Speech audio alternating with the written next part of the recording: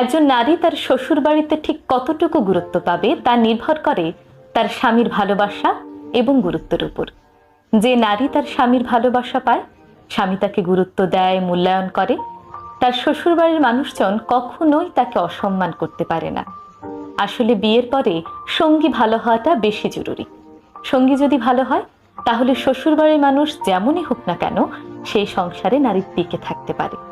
কিন্তু সঙ্গী যদি ভালো না হয়, তাহলে শ্বশুর বাড়ির মানুষজন যত ভালোই হোক না কেন সেখানে টিকে থাকা একজন নারীর জন্য কঠিন হয়ে পড়ে। স্বামীর মানসিক সাপোর্ট এবং ভালোবাসা নারীকে দাম্পত্য জীবনের প্রতি আরো মনোযোগী করে তোলে।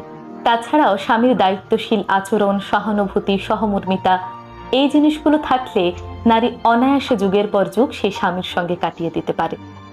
আসলে বিয়ের পরবর্তী সময়টা সকল পুরুষের জন্যই খানিকটা চ্যালেঞ্জিং, কারণ এই সময়ে বাবা মা